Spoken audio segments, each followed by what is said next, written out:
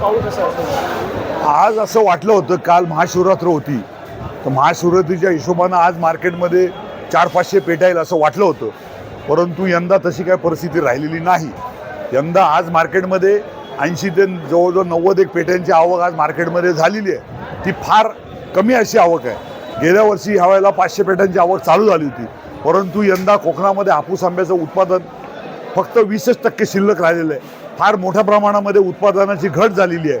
याचं कारण असं आहे की यंदा थंडी फार मोठ्या प्रमाणामध्ये पडल्यामुळं आंबा गळून गेला आणि एक मोहर संपूर्णपणे वांझ झाला आणि आता तिथे सध्या थ्रिप्सचा आणि तुडतुड्याचा फार मोठ्या प्रमाणामध्ये अटॅक चालू आहे. त्याच्यामुळे शेतकरी खर्च करून दमलेला आहे आणि शेतकऱ्याकडे आता पैसे शिल्लक राहिले नाही औषधावरती खर्च करण्यासाठी. त्याच्यामुळे यंदा गेल्या वर्षीच्या तुलनेमध्ये यंदा 20% आंब्याचं उत्पादन शिल्लक राहिलेलं आहे. आज मार्केटमध्ये 80 ते 90 पेट्या आलेल्या आहेत आणि त्याचा जो बाजारभाव आहे तो 1500, छोटा माल जो आहे तो 1500 रुपये डझनानं विकला जातो आणि मोठा माल जो आहे तो 2500 रुपये डझनानं विकला जातो. अशा पद्धतीनं त्याचा सध्या बाजारभाव आहे. निश्चितपणानं याचा उत्पादनाचा परिणाम यंदा मुळात सीझनच चालू होणार आहे 15 एप्रिल नंतर. आंब्याची आता जी आवक येते ही काय रोज अशी आवक येणार नाहीये. दिवसाआड 2 दिवसाने 3 दिवसानं मार्केटमध्ये 5, 25, 50 पेट्या ह्या दिसणार आहेत. परंतु 10-15 मार्च नंतरच रेग्युलर आवक चालू होणार आहे आणि 15 एप्रिल नंतर आंब्याच्या सीझनला जोर पडणार आहे. परंतु मे महिन्यामध्ये किती आंबा येईल ते अजूनही चित्र स्पष्ट झालेलं नाही आहे.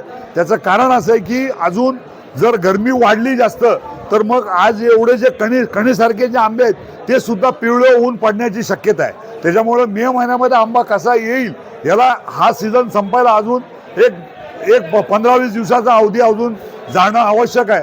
त्याच्यानंतरच खऱ्या सीझनचं पिक्चर हे क्लिअर होणार आहे. गेल्या वर्षी 1 फेब्रुवारीला सीझन चालू झाला होता. फेब्रुवारी, मार्च आणि 12 मेला संपला होता. त्याच्या आदल्या वर्षी 15 फेब्रुवारीला चालू होऊन 5 जूनपर्यंत चालला होता.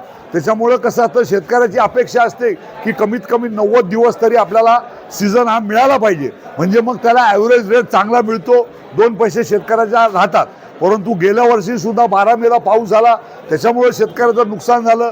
यंदा उत्पादनच कमी आहे, थंडी भरपूर पडली, मालाचं उत्पादन कमी झालेलं आहे. त्याच्यामुळे यंदा सुद्धा शेतकऱ्यावरती आसमानी संकट आलेलं आहे. सर, हापूस आंबा खूप एक्सपोर्ट केला जातो बाहेरच्या देशांमध्ये, तर जे उत्पादन कमी झालं आहे एक्सपोर्टवर कशा प्रकारे नाही, एक्सपोर्टवरती पण त्याचा परिणाम होणार आहे. कारण माल जर उत्पादन कमी असेल आणि जर आंब्याला जर तेजी राहिली तर लोकल मार्केट जर स्ट्रॉंग राहिलं तर त्याचा परिणाम निश्चितपणानं निर्यातीवरती होत असतो. आणि यंदा कसं झालं, यंदा एक आंब्याच्या निर्यातीच्या दृष्टीने एक गोड बातमी अशी झालेली की तुम्ही आता बघतच आहात की भारताचा आणि USA बरोबर जे ट्रेड डील झालेलं आहे त्या ट्रेड डीलमध्ये आंब्यावरती जी गेल्या वर्षी 25% ड्युटी होती ती यंदा 0% झाल्यामुळं यंदा अमेरिका हे एक नवीन बाजारपेठ आपल्या भारतीय आंब्याला उपलब्ध झालेली आहे. आणि त्याचा फायदा आपल्याला असा होणार का या 0% ड्युटीमुळं यंदा आंब्याची निर्यात अमेरिकेला जास्तीत जास्त होण्याची शक्यता आहे. हमारा सीजन का माहौल कैसा है? ये आज हमारा जो है माल राजापुर का है, राजापुर का माल है, रत्नागिरी डिस्ट्रिक्ट है हमारी, राजापुर तालुका है. और ये टाइम जो है आम की फसल जो है बहुत ही ख़राब टाइम चल रहा है फार्मर का. और ये टाइम बारिश भी ज़्यादा हो गई, नवंबर महीने तक ठंडी अभी भी चालू है. जो छोटा माल है वो भी गिर रहा है, जैसा अभी संजय शेठ ने हमारे बताए.